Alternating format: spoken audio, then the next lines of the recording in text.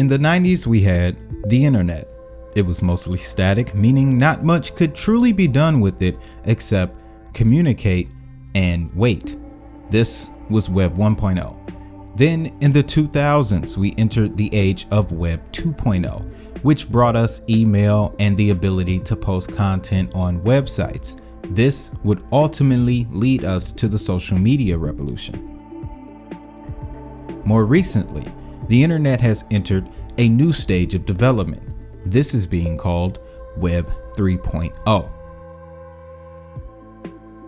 Before we get into Web 3, we obviously have to look back on the previous advancements of the internet. Back in the early 90s, most websites were built using static HTML pages that only had the ability to display information. Modification at this point wasn't an option. That would soon change by the end of the decade, largely in part due to the work of Darcy DiNucci, when she created a distinction between Web 1.0 and the coming Web 2. By the time we were in the new millennium, a more interactive version of the internet was starting to form. Users were now able to interact with websites through the use of databases, server processing, and the all-encompassing social media. These changes would bring forth a more dynamic internet with an increased emphasis on user-generated content and the early stages of interoperability amongst different websites and applications. By 2010, most, if not all, websites had successfully made the transition to Web 2.0.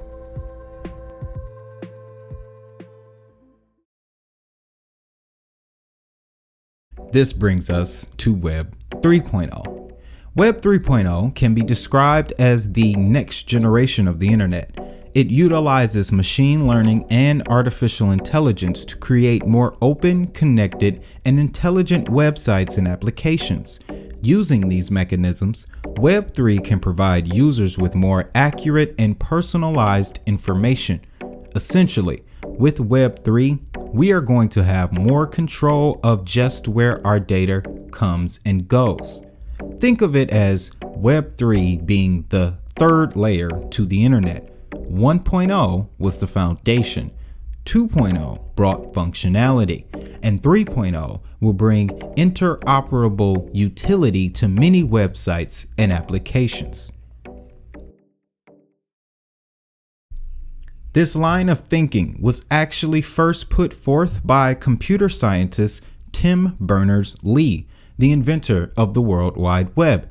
In 2001, he expressed his ideas on what he called a semantic web. Courtesy of the Scientific American from May of 2001, he is quoted as saying, "I have a dream for the web in which computers become capable of analyzing all data on the web, content links and transactions between people and computers. A semantic web which would make this possible has yet to emerge, but when it does, the day-to-day mechanisms of trade, bureaucracy, and our daily lives will be handled by machines talking to machines." Web 3 is the natural next stage in the evolution of the internet. In Web 3.0, an ocean of information will be available to websites that it can use in new ways to enhance individual user interaction. Now, on the other side of this coin is the emergence of other peer-to-peer technologies like blockchain and IoT, or the Internet of Things. The entrance of Web 3 is fitting, as the surrounding technologies are also here that will support its growth and adoption. Although Web 3 is still very young, it is already solving some major issues of our current internet. This next section is important as it reveals some very familiar use cases.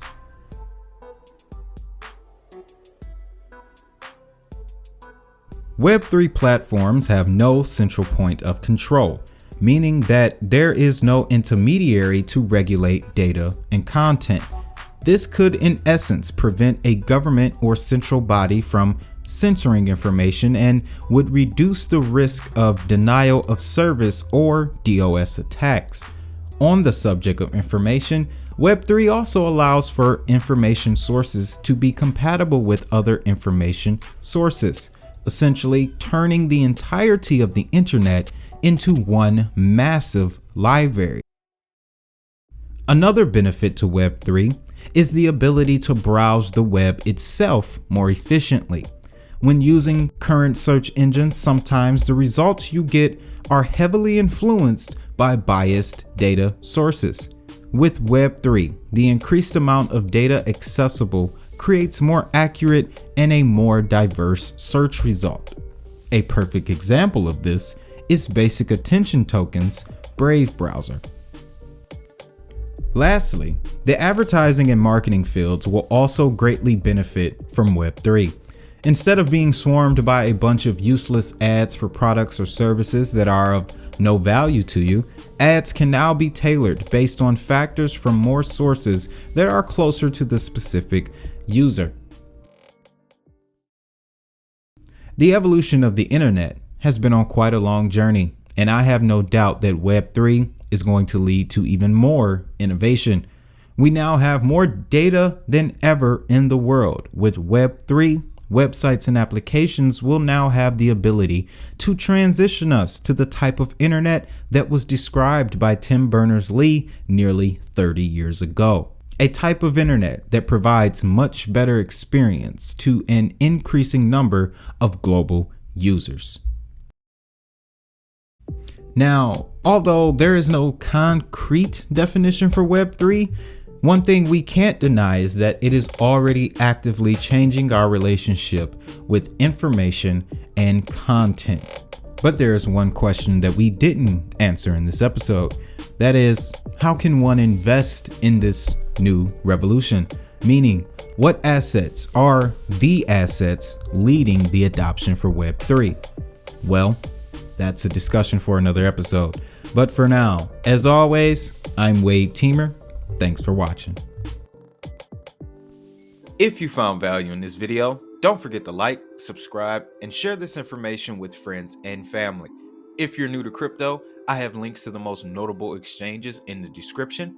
Using the links below supports the channel and comes with special bonuses for members of our network. For more information on the new economy, check out the playlist related to this episode on the right and our most recent episode on the left. As always, have a great day, have a prosperous day. Most importantly, we making this money. I'll see y'all in the next one.